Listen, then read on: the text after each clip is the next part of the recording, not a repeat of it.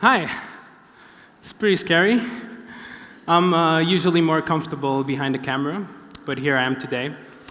But I have to be honest, when I got the email inviting me to give a TED Talk, I didn't really know what to say.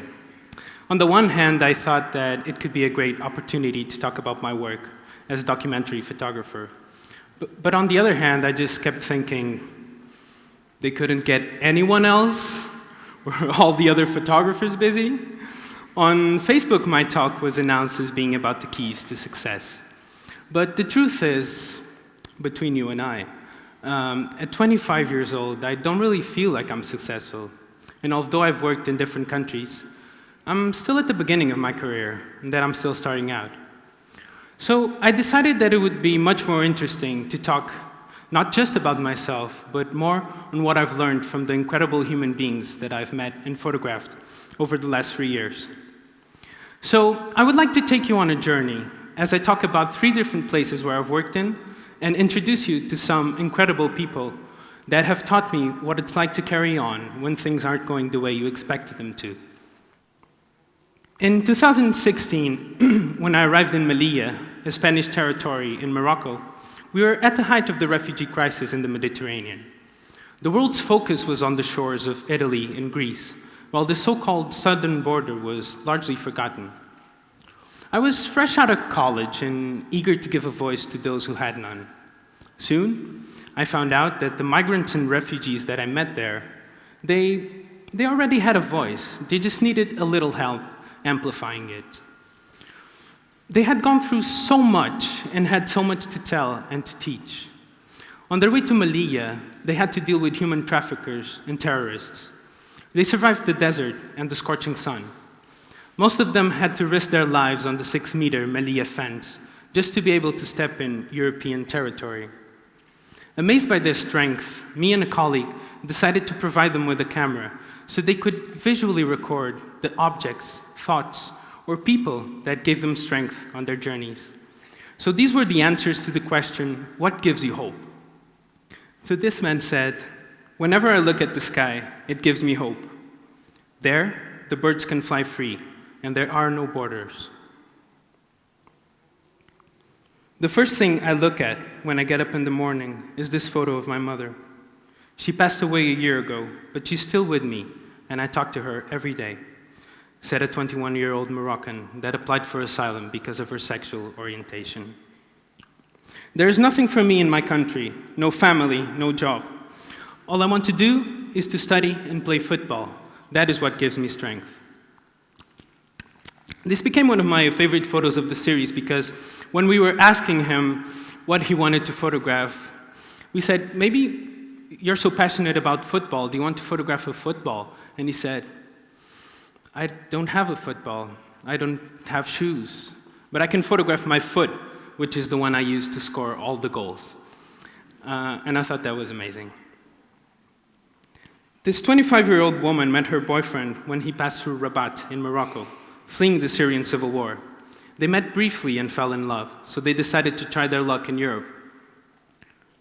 Because he was from Syria, he was granted asylum. She, a Moroccan, was not. She said, love gives me hope. My boyfriend sacrificed a life in Europe to be by my side. I felt like I could learn so much from their strength and will to live that this became a really defining moment for me. Since then, I have made it my objective to imbue my storytelling with collaboration, honesty, and mutual learning. To work together with the people that I photograph, to amplify their voices, and to work towards a common goal. I was in Melilla for about 3 months working on different stories, but one that really touched me the most was a story that I was trying to do on a group of young Moroccan migrants that were living in caves near Melilla's harbor. They were very, very young, some as young as 6 or 7 years old. They had run away from their homes, drawn by the European dream. Every night, they would climb very tall walls, hiding from the police as they tried to get into the boats going to mainland Spain. They hid in garbage and cement trucks, risking their lives on a daily basis. I spent about 2 weeks with them, getting to know them and building trust, so I could finally start photographing. One day, I decided to go with them on these dangerous walls, and that ended up falling from a height of almost 4 meters. I broke my wrist in 2 places, twisted my ankle, and my whole body was scraped. My new friends, although there were illegals there, they lifted me up to safety and waited as an ambulance and the police arrived. I couldn't photograph anymore. I couldn't even walk, so I just had to come home. It was a heartbreaking moment for me. That night, as I lay in my bed, I just started crying, not because of my injuries or the pain, but because I felt that nothing really separated me from them. If I happened to be born in Fez or Marrakesh, it could have been me living in those caves in Malias Harbor.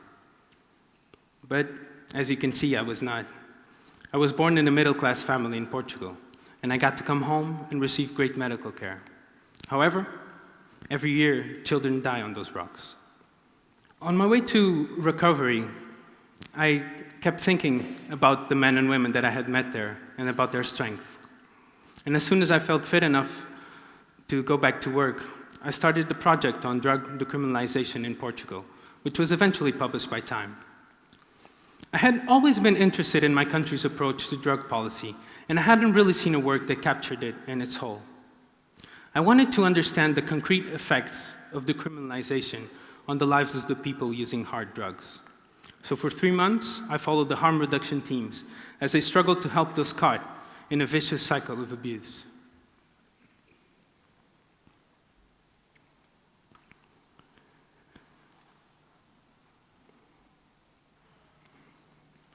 I met some people in very bad situations and using drugs in unsanitary conditions.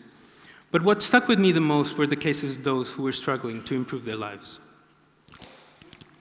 Such was the case of Carlos. For 20 years, he was a heroin user.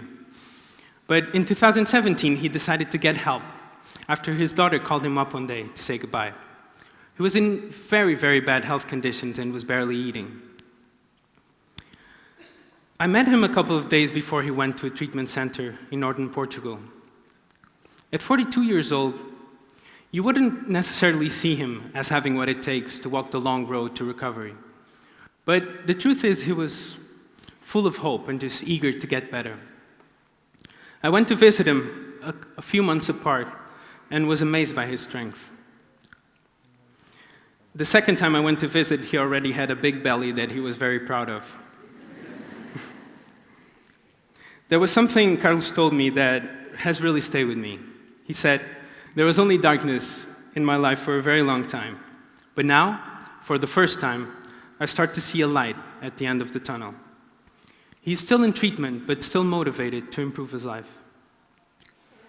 Since 2017, I've been to China and India working on very different projects. In China, I focused on lighter topics. But after 2 months, I decided to come home because my father, who had always been my main source of support and motivation, was very ill after a 4-year battle with cancer. Although he underwent numerous surgeries and chemotherapy sessions, he always had a smile on his face and was always eager to keep on fighting.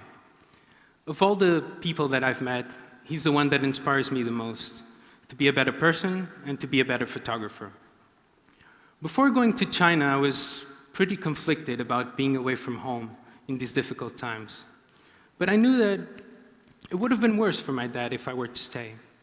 He knew how important my work is to me and always gave me all his support. More than a job, I see this as a calling, as a mission, as a passion, and I think he really understood that. He passed away in September 2017, but I still think about him every day. And it was because of my dad's struggle with cancer that I began to become more interested in the way illness affects people's lives. So in April 2018, I embarked on my most ambitious project yet, an investigation on the organ trafficking networks in India. I became simply fascinated with this topic after I read about the work of Nancy Shepherd Hughes, an anthropologist who has dedicated her big part of her life to understanding organ trafficking. I decided to come to India because of the sheer vastness of the country. According to the World Health Organization, every hour a kidney is sold worldwide. In India alone, about 200,000 kidneys are needed every year, but only a small amount of this demand is met legally. This has created a black market that preys on the poor and destitute. In India, I discovered whole communities of people that had sold their organs. In Chennai, a city in the south, there were tsunami survivors and had lost all their possessions. Shortly after a refugee camp was brought up, the kidney brokers started to come in. Year in and year out, it became a common practice among them. If you're in debt, if you have a loved one that is in need of urgent medical care, or if you need some money to pay the dowry for your daughter's wedding, or simply if your husband is an alcoholic and cannot support the family, then you don't have a lot of choices but to sell an organ. In my experiences there, I discovered that the trafficking affects women more, as men's bodies are seen as vital to the household economy. So women put their bodies on the line and sacrifice themselves for their families, as women do all over the world. Daivi is from Chennai. She sold a kidney in 2016 for about 1 lakh rupees, which amounts to 1,200 euros. She had never left the city before, so I can vividly imagine her fear as she made her way to the airport to fly to Sri Lanka, where the surgeries are cheaper for the traffickers. There, she was taken to an operation room where her kidney was removed. A few days later, she was simply put on a flight back and has never seen a doctor since. 3 years have gone by, and she's in constant pain and cannot work or lift heavy weights. She runs a small food stall with her husband, who has also been a donor. I felt that I really needed to get a conversation started on this issue, and was surprised that I never even had heard about this. How can it be, in a country that has so many wealthy and educated people, that a part of the population still has to resort to selling body parts to support their families? The answers are complex and could take up an infinite amount of time to explore. What is plain to see and truly remarkable are these human beings that are imbued with a strength and sense of sacrifice that really shook me to my core. When I was working on this topic in India, I went to a remote part of the state of West Bengal, which borders with Bangladesh.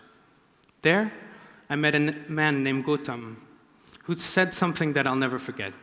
He told me, "In this faraway place, where there are only villages and rice paddies, it must surely feel like it's the ends of the earth for you.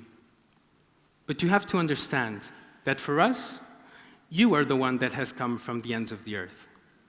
This has become one of my favorite sayings because it really illustrates the power of perspective. In reality, everything is just a matter of point of view. That is why I love my work so much, because I get a different perspective into how other people live, how they see life, into their struggles and their dreams.